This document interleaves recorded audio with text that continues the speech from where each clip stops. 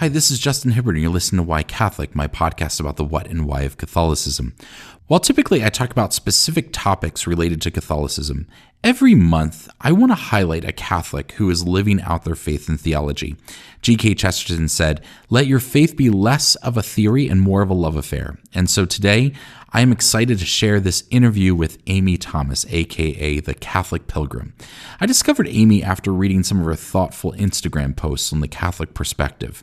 Amy was gracious enough to sit down with me to share her pilgrimage from an evangelical Christian home to experiencing devastating trauma, to falling in love with a Catholic, to eventually becoming Catholic herself. Amy has specialized in sexual abuse and trauma, and so we even took some time to talk about the child abuse scandals in the Catholic Church.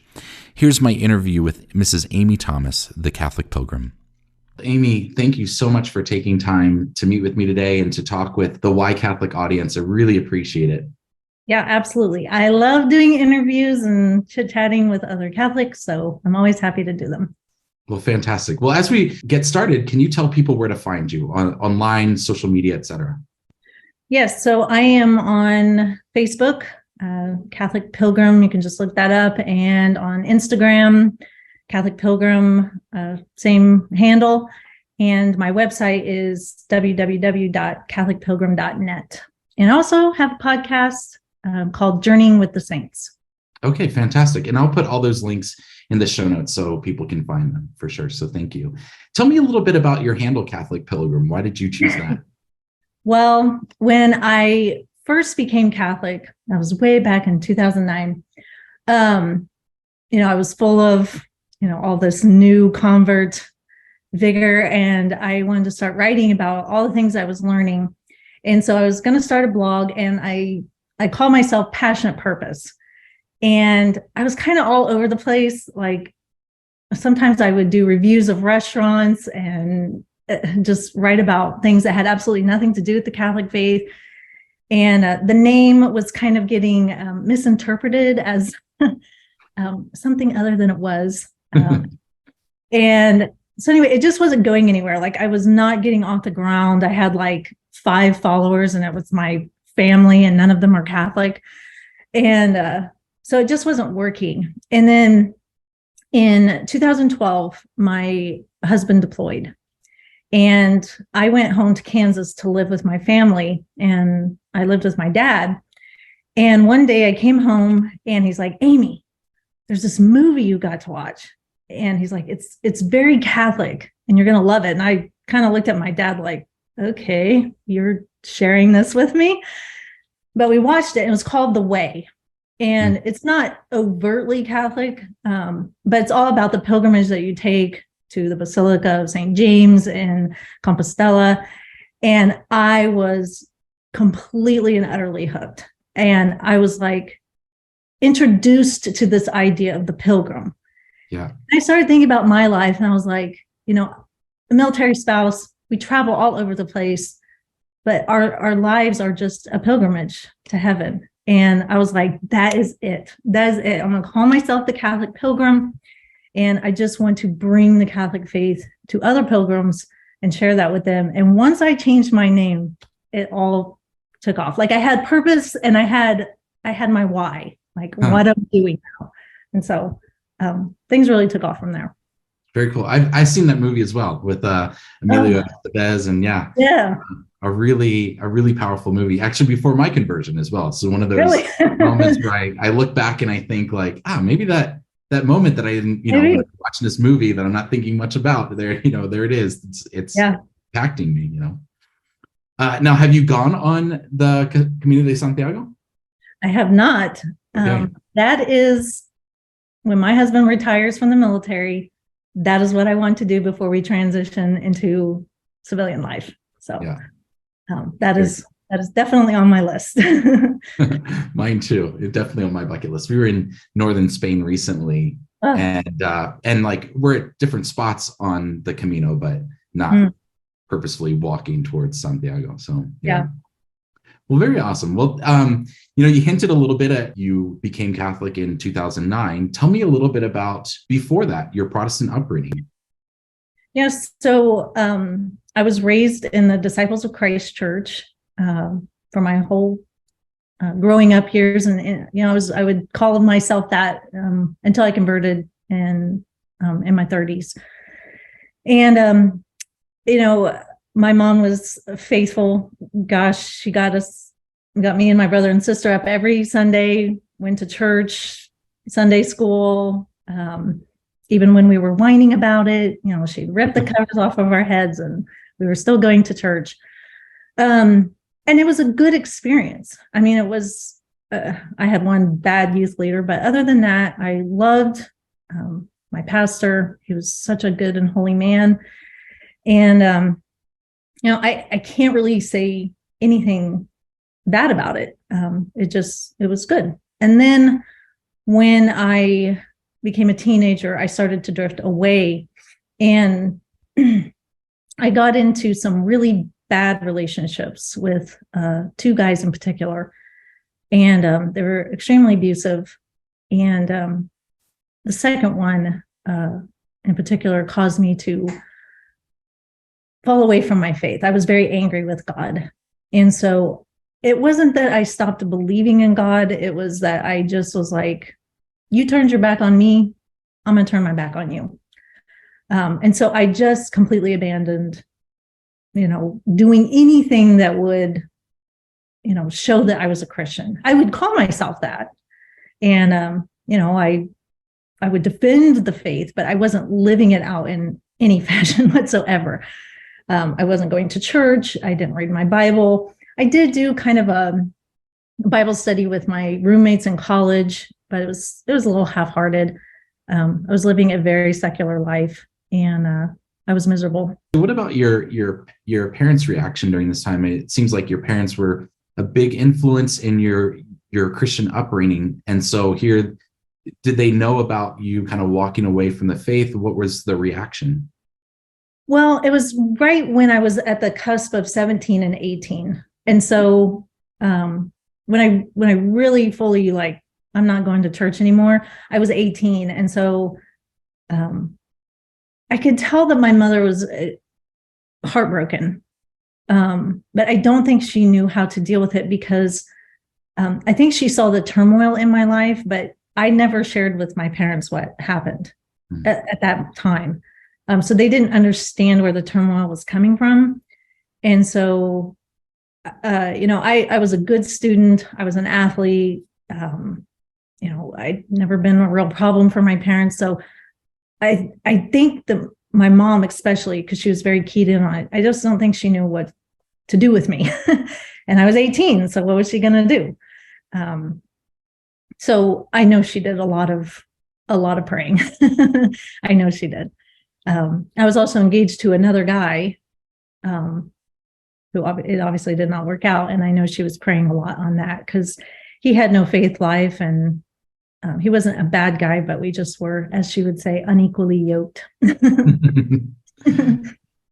So this is while you're off at college and so forth that you've kind of taken this different path.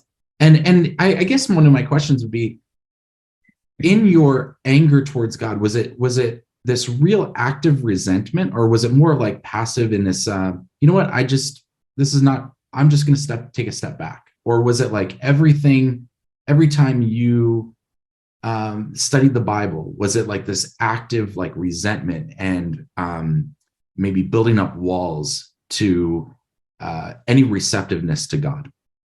It was, it wasn't like I hated God or anything like that. It was more of in a way, like trying to punish him, I guess, by removing myself from a relationship with him, in an effort to make him feel like I felt at that moment. It's kind of a bizarre thing. I can't punish God, but that was my 18-year-old mindset. I was just so deeply wounded, and I couldn't understand why he would let something horrific happen to somebody who wasn't bad. Because that was just not a concept that I ever grew up understanding. I kind of thought that calling myself a Christian was just like a good cover for, nothing bad's ever going to happen. Your life will be good. And that was my, naive teenage mind. and not ever really hearing about suffering and what we do with suffering. And so I just could not I could not understand how God could allow this to happen. And so I would read the Bible like with that Bible study, but it wasn't like, deep hatred. It was just like, well, you turned your back on me, so I'm just going to turn my back on you and see how you like that, God. It was pitiful, but that was my mindset. So now, here you are Catholic. So, and not just Catholic, but someone who defends the faith. So tell me a little bit about that process of coming into the Catholic Church, and what did that look like for you? Yeah. So my junior year in college, the goal was to be in the FBI. And I had gone to a career fair at Kansas State University. That's where I went. And I talked to the FBI there, and I was like, hey, how do you get into the FBI? And they're like, well, be a lawyer or join the military. And I was like, I don't want to be a lawyer. I'm join the military. I had never given it a thought. My parents thought that was just bizarro. And so I joined Air Force ROTC. On my first day, I walked in and I saw Dustin, my husband, and I was just like, that's him. That's who I have to marry. And we barely even had talked. But yet I was engaged to another guy. Long story short, I ended that engagement and fell in love with a cradle Catholic who was living a very lukewarm, faith life. Neither one of us were involved at all. He literally lived right across the street from the Catholic Church on campus and barely ever went. And so we decided to move in together, which I do not condone. And lo and behold, I wound up pregnant my senior year. And we knew we were going to be married, and that was never a question. And so before we got married, we had our oldest daughter, who's 21 now. And everything kind of changed when she was born. So, as it always does. Yeah.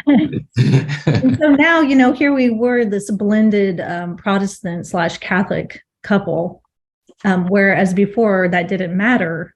But now when it came to how we were going to raise her, it mattered a lot. And so that was the number one thing that we fought about in our early years of marriage was, are we going to be Protestant? Are we going to be Catholic? Mm-hmm. And I was very anti-Catholic. And so I like to say I fought, my husband argued, because I would just lash out all of these things that I had heard about the Catholic Church, never having researched it for myself. And he's an engineer.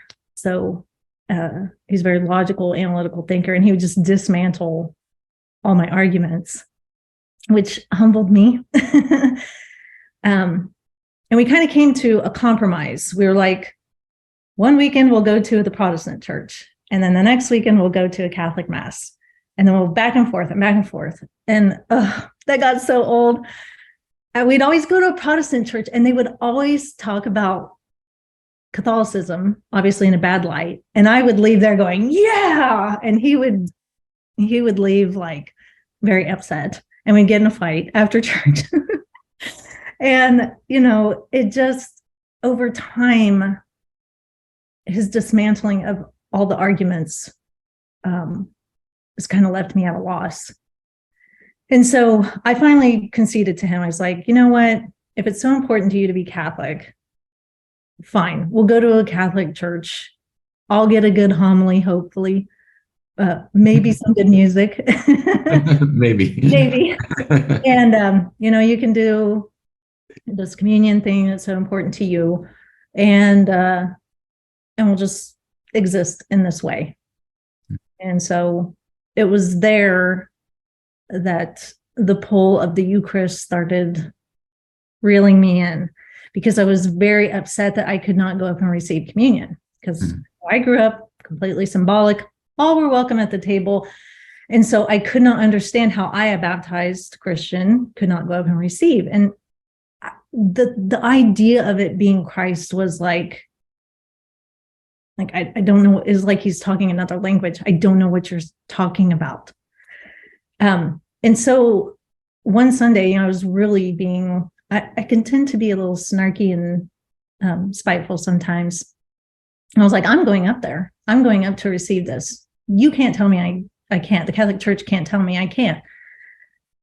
And my husband, we were in church, and my husband's like, Amy, you're not supposed to do this. And I'm like, whatever, stop me. And so I went up and I took the Eucharist, and I immediately felt horrible, just horrible. And I could not understand why I felt horrible if it was just a symbol. And so that was like, and I was like, in my mind, I was like, I'm never doing that again. I don't know why I feel horrible, but I don't want to feel like that anymore. And so that led me on a journey to reading John 6. And then it's like the wall fell down. And so it was really the call of the Eucharist and where we got the Bible that were like the main punches home. And then I realized, I was like, I have to become Catholic. I have to do this. And so 2009, 8 years after we were married. How did that conversation go? Like, you took the Eucharist. Did you talk to your husband about the way that you felt afterwards? No, not until a long time afterwards. I was unsure of what it meant, and I didn't quite know how to relay that in words. It was a bizarre feeling to me, because I'd literally grown up in a church where me and my mom would eat the leftover, little wafer things and drink the grape juice if there was leftover after communion. And so why it felt bad was just, it was baffling to me. I couldn't figure it out. And so I just had to process that a little bit. And then how did that conversation go when you said, I think I'm ready to be Catholic. I think I'm going to become Catholic?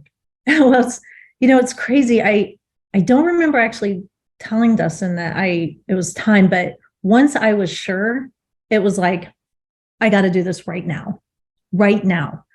And what's interesting is we were just getting ready to move to California. We were in Florida and we were getting ready to move to California. And I was like, I want to get confirmed at this church. Because I knew the priests and everything. And my daughter had her first communion there and everything. And I was like, I can't wait. I cannot wait to go to California, find a church, set that all up. And so I went in and I talked to the priest, and I explained that I've been going to a Catholic mass for years now. And I've been doing all this research and everything. And I was like, is there any way that I could be confirmed? And they made an exception for me. The bishop made an exception. I had to do like a week-long morning to night class with one-on-one with the priest. Oh, wow. So he made sure I knew all the fundamental doctrines and understood those things and everything. And then at the end of that week, I had to give my first confession. And then that Sunday, I was confirmed in my own private ceremony. And it was very fast. And, I don't recommend that to everybody. I don't want everybody calling their bishop, be like, hey, this lady got a really speedy RCIA. I think there's a lot to be had with going through the process with other converts. But yeah, it was just very quick. Well, I remember our priest telling us about, when he was talking about the anointing of the sick, and he said, you need to be Catholic in order to go through this sacrament. And so, they have like an emergency procedure. If they're not Catholic, they can baptize, confirmation, the Eucharist, and the anointing of the sick. And I was like, oh, so the speedy way, like I'm seriously sick or get into an accident, and then it's funny. Well, and my husband, because you have a sponsor when you're confirmed. So my husband was my sponsor, so he was sitting in all these classes with me, with the priest, and it was very intense for a good solid week. That's pretty amazing that the priest took that time, morning to evening, and just spent it with you, teaching you. That's so touching. It's It endearing. really was. I mean, he wasn't the head priest. But I look back on it now and I'm like, man, that was such a blessing for me because Mhm. we were moving and it would have taken a lot of time and I would have been caught on the end of our it was the timing was all off, and so it was just like it worked out really well. Yeah. How did it feel? Like your daughter's Catholic, your husband's Catholic. What did that feel like to you? Did that feel like you were kind of on the outside looking in? Did you feel weird about it? Did you go up and you cross your chest and you're like, I'm just doing this kind of walk of shame kind of thing? Like, Right? Yeah. Well, and by that time, our second daughter had been born, and so she had been baptized. And my oldest, I did not have I refused to have her baptized when she was a baby, so she didn't get baptized until she was 5. oh, okay. Then she was baptized and she'd done her first communion, and so I was like the left out person. And a lot of people assumed that I converted for that reason because I was the one on the outside. Um, it did feel kind of I did feel like an outsider, and I wanted to be a part of it very badly. Once I had decided that, yes, the Eucharist is Christ, I need to be in the church that he established. But that was not the driving reason for why I became Catholic, which a lot of people assume.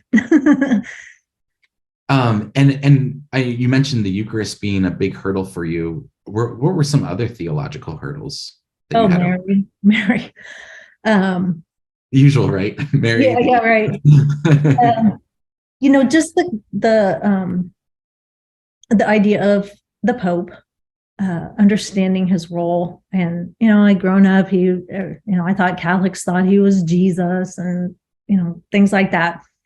And that was part of the humbling experiences. I realized I had just believed all these mistruths that I had been told about Catholicism through osmosis. Like I just sucked it in because that's what people were telling me. I never actually went and looked it up myself or asked a Catholic, hey, what do you think about Mary? What is Mary's role in your life? I never had asked that. And so, once I started actually reading about it and seeing what Catholics actually teach, I was like, wow, this is truly amazing. And then I'm sure, as you know, once you do become Catholic, you're like treasure chest. It never ends. I know, you're like pulling all these things out. And you're like, oh, I could go over here and I could go over here.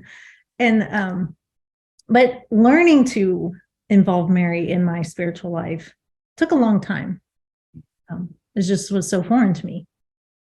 So, and the saints, involving the saints was something that was just, it wasn't that I didn't understand it or get the doctrine behind those things. It was just that it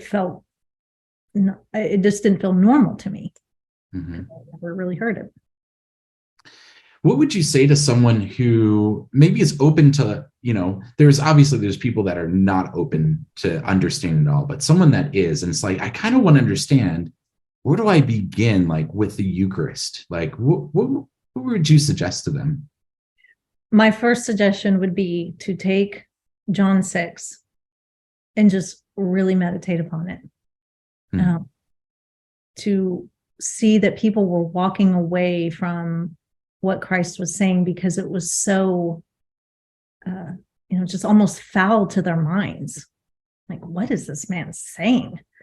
And then, what he says at the Last Supper, he's, I heard the other day that Christ was holding himself in his hands, which was like, whoa, that's kind of mind blowing. And, he's saying, this is my body, not a symbol, not like it, but it is. And so I would say start there. And just, oftentimes when I've expressed this truth to Protestants, such as my mom and our chaplain in Turkey, who's Protestant, their first reaction is, no, I just don't believe that. but why don't you believe that? Why don't you believe that? And to explore that further, what is it? Do you not think God's powerful enough to do that? What would he want it to stay a purely symbolic thing, which is what we had in the Old Testament?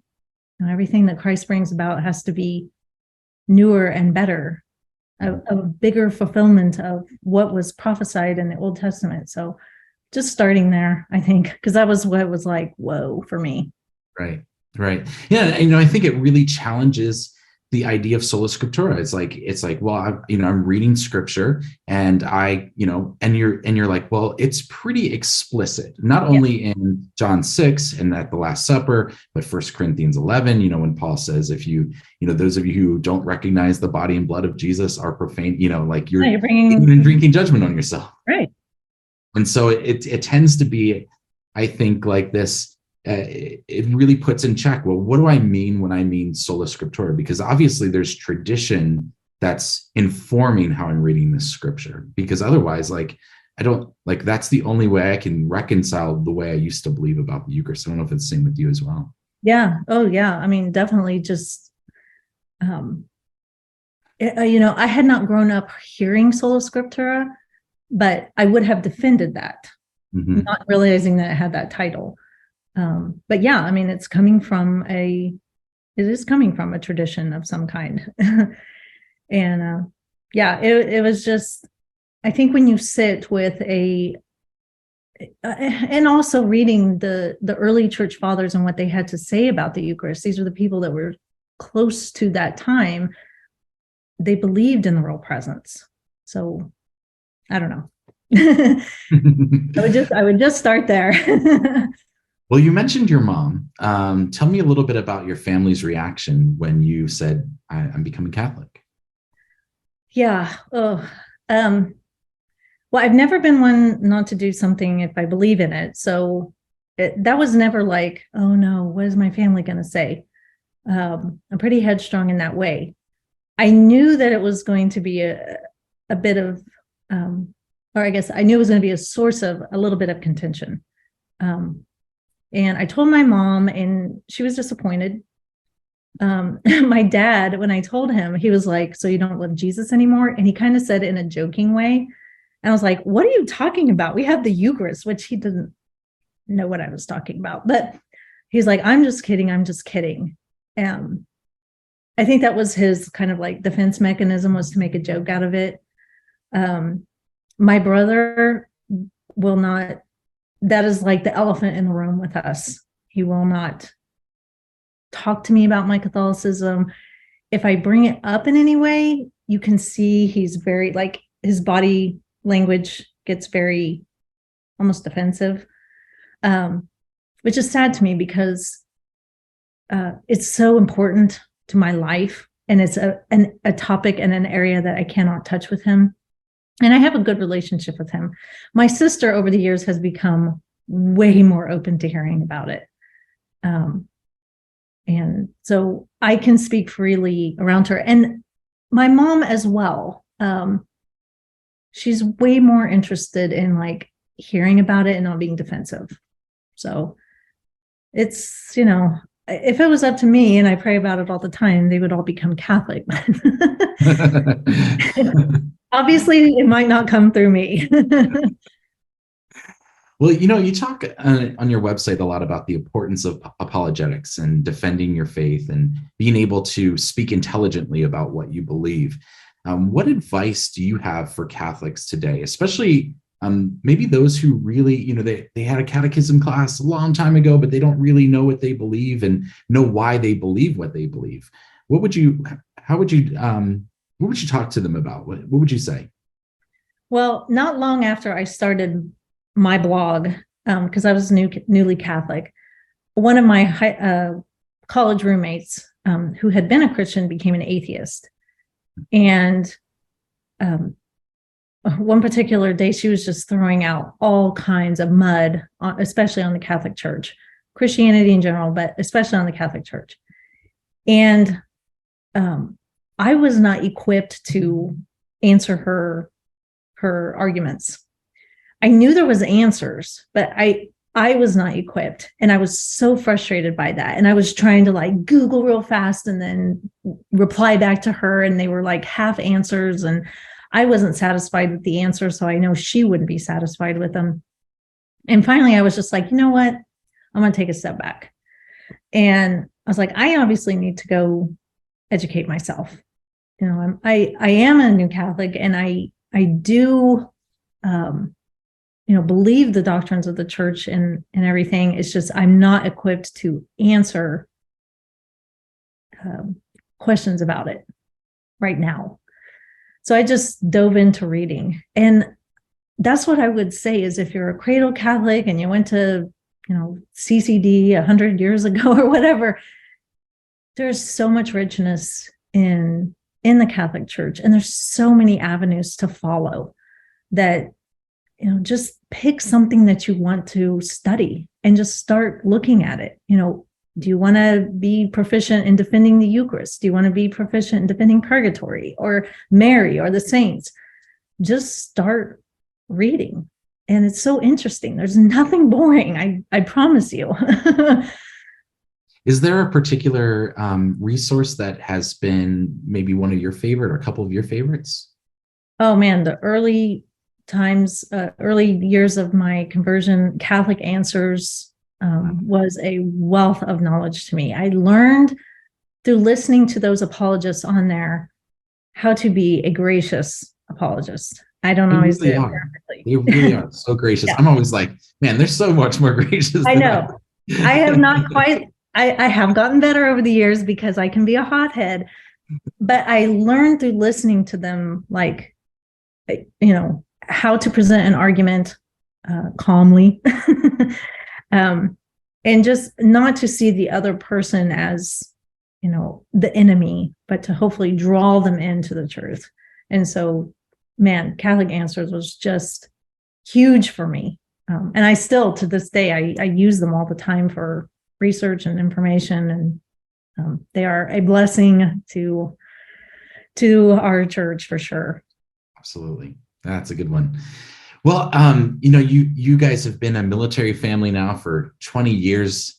You mentioned moving to California. Tell me about some of the places you've been and how that's helped develop your Catholic life and your kids' Catholic life as well. Yeah, so our first move was to Ohio, which wasn't too exciting. I'm from Kansas originally, so Ohio was a good first stop. Then we moved to Florida, California, in the middle of nowhere in the Mojave Desert. Strangely, we had lots of visitors in Florida when we lived on the beach. We did not have as many in the middle of nowhere in California. Then we moved to Virginia the first time, Las Vegas. Whew, that's an interesting place to live. And back to Ohio, and then we moved overseas to Turkey for 1 year. Tell me about Turkey. Oh my gosh. Was it Istanbul or was it Ankara or?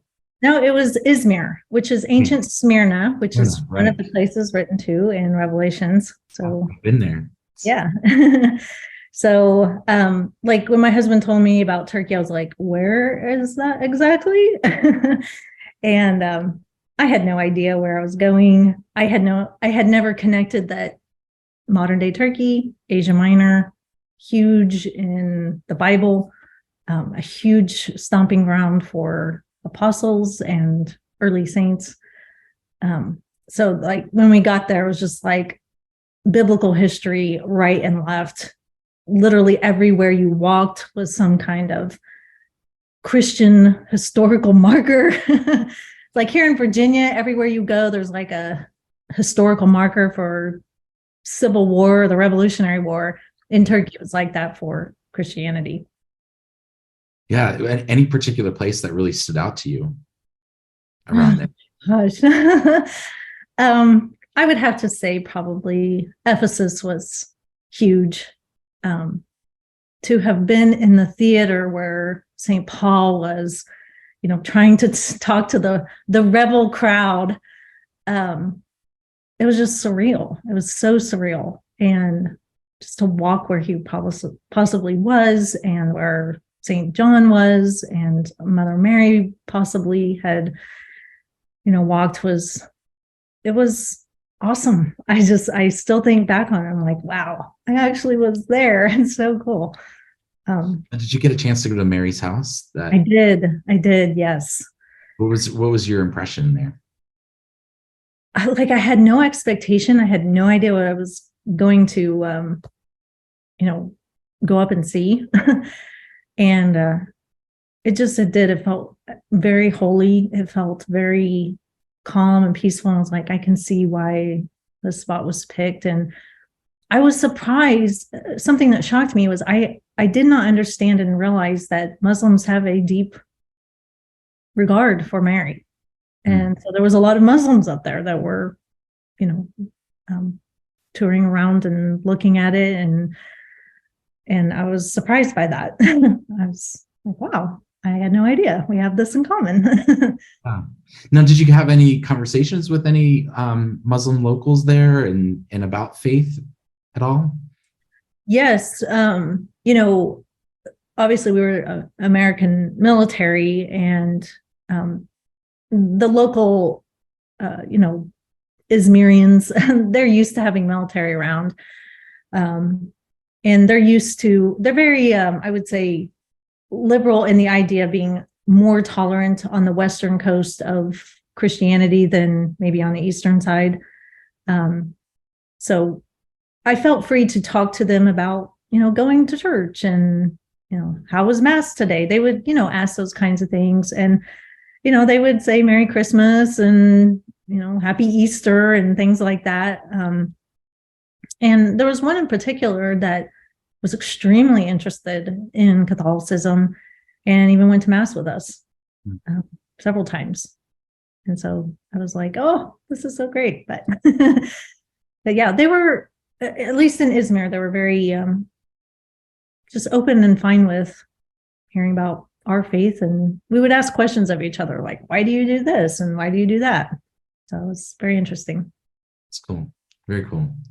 Well, I want to just ask a few more questions if you have some time. Sure. One is, you write a lot of things you post a lot of things on Instagram that are very thoughtful. I love reading your posts. I love reading your perspective. And some of the recent posts, you focused on some of the modern culture's transgender movement. What advice would you give to Catholics who feel this kind of tension and pressure, maybe to stay silent or feel like they have to conform to a modern culture's perspective? Yeah, I realized that, God gives us all gifts, and one of my gifts is I do not have a problem speaking what needs to be said. I don't care about the flack that I'm going to get. Except for when they tell me I need to, go kill myself. I mean, that hurts a little bit, but I do not have a problem with that. And I recognize and realize that a lot of people do. And a lot of people are in familial situations where this is a reality that they're dealing with. And so they're trying to navigate, how do I deal with, my sister's daughter who thinks she's, a boy, and not lose my entire relationship with that side of the family. So whereas I can just, I have no problem just jumping in there and saying what I think needs to be said. I realize it takes a little bit more of a delicate touch. But I would, encourage people to think about how they would respond beforehand if they're in these kinds of situations. Because oftentimes when we get into those situations and we haven't thought about how we would respond if someone's asking us to call them by pronouns that don't match who they actually are, we just stumble over ourselves and then we just go along because we don't want to cause a scene.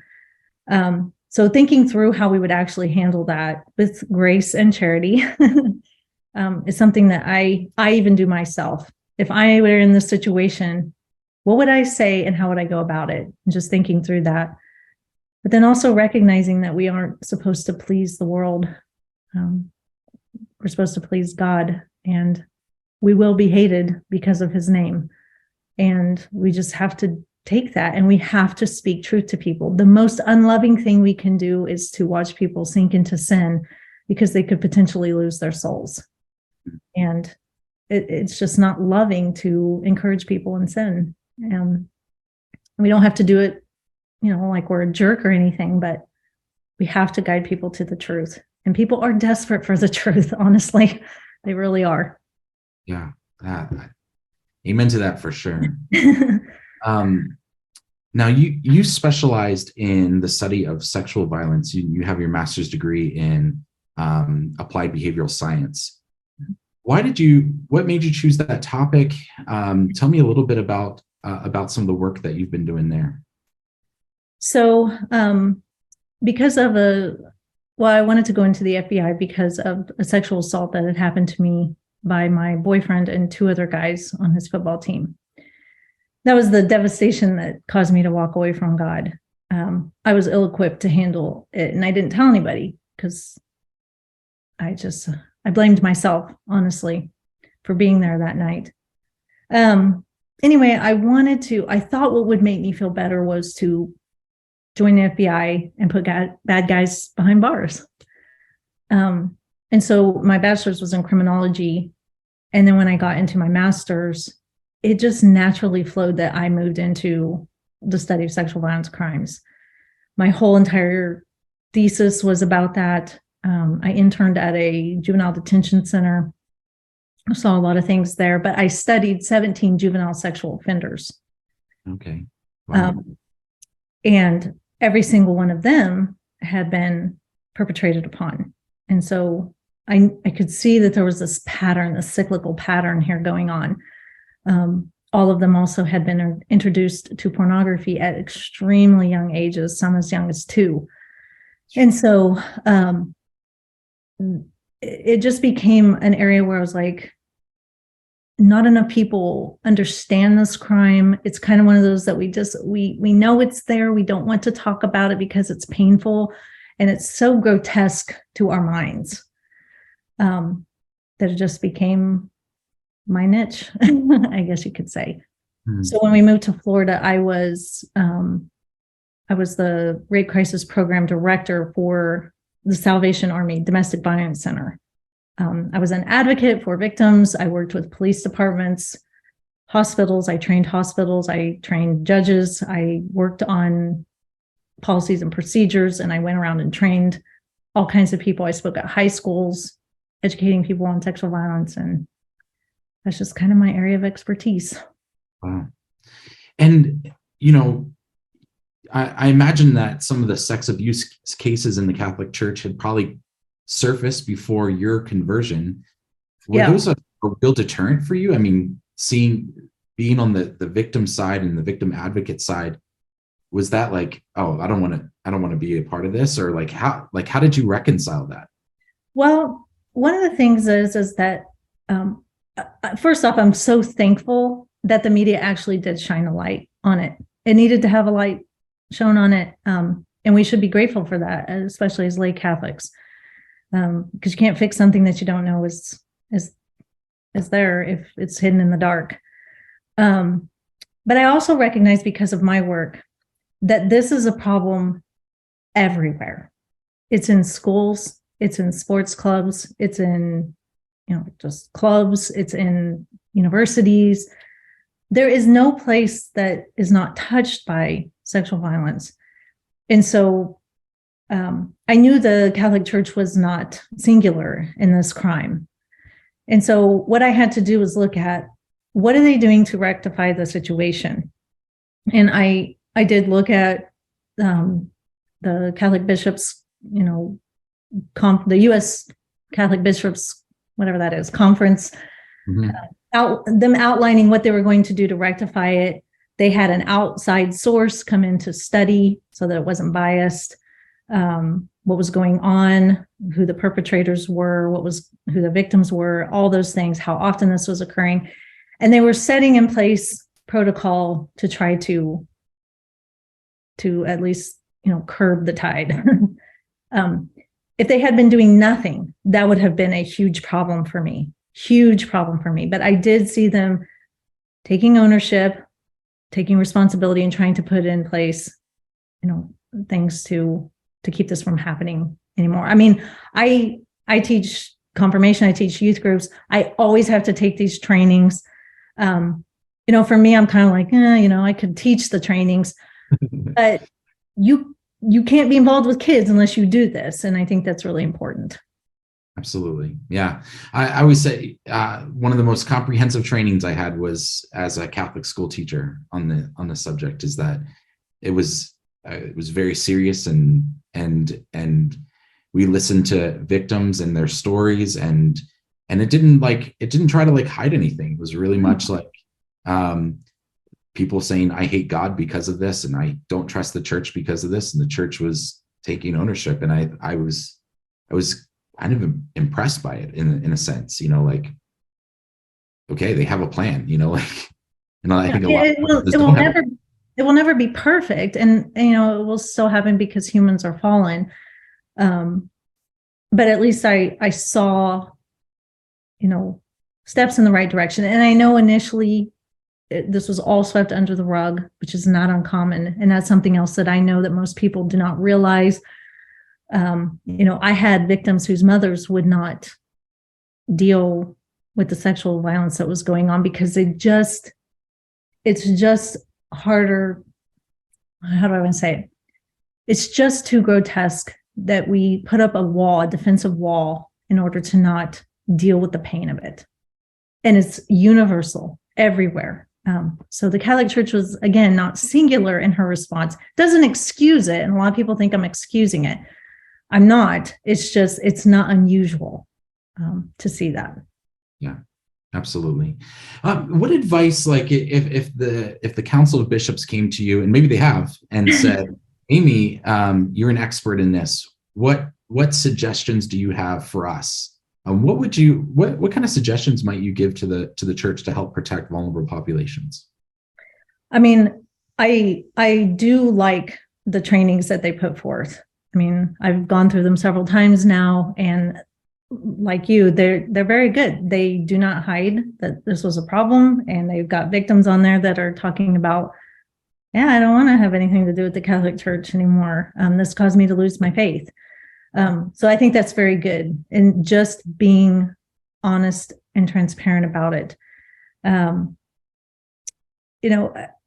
There's nothing I could really say other than educating parents, but I don't know if that's necessarily the church's role, but it could be something to offer parents,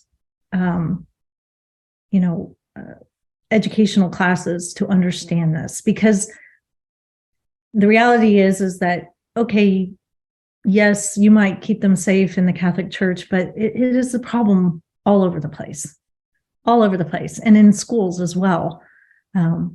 And something that I always bring up to people is, they're like, well, I would never go to the Catholic Church because of all the sex abusing priests. They think that they're safe there by not going to the Catholic Church, but people don't take their kids out of public schools or private schools, and we know that it occurs there as well. And so, just education for parents, really, as basically what I would say. And for kids. Unfortunately, we have to educate children on this. It's sad that we have to and cause them to lose innocence, but it's necessary in the world that we live in.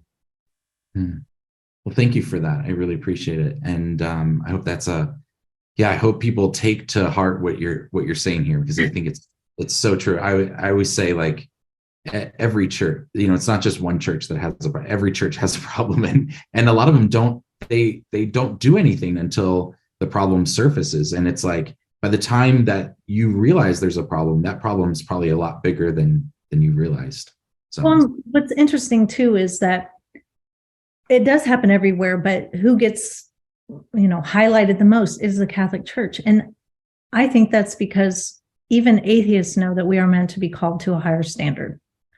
And so I'm fine with that. I am completely fine with that. Call us to a higher standard. Yes, we should be different.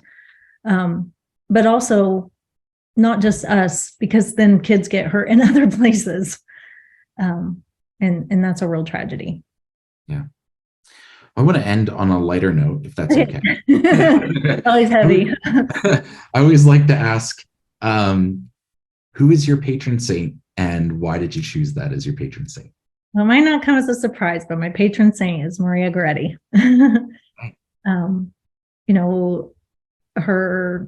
Her attacker was, trying to force himself upon her. And, she was able to fight him off in that regard, but he did end up stabbing her 14 times, kind of in his lust fury. And she offered him forgiveness, which was something I struggled with for years and years. And she was just a young child. And she is such a great reminder to me of the power of forgiveness. And through her forgiveness, she was able to bring her murderer into the faith. Mm-hmm. And he was at her canonization. And that is the power of God right there. And it's beautiful. And, it's kind of weird to have, a young girl as your patron saint, especially now that I'm an adult. I didn't pick her when I was a kid, like through confirmation classes or anything, but I just love the message of forgiveness that she teaches me. It's wonderful. Amy, thank you so much for taking time with me today on Why Catholic to share your story and your perspective and your wisdom. I can't thank you enough. Yeah, thank you for having me.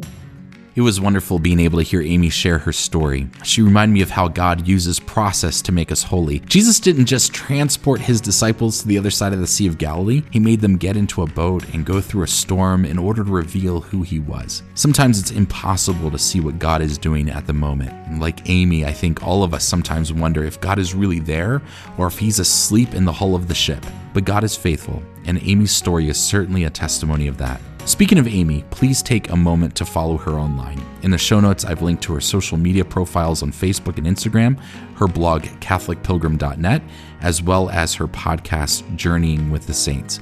I've also posted some video highlights from our interview on Instagram. The handle is whycatholicpodcast, all one word. Your pilgrim journey will be enriched by her thoughtful and faith-filled perspective. Thank you again for joining me, as well as Amy Thomas, the Catholic Pilgrim. My name is Justin Hibbard, and you've been listening to Why Catholic?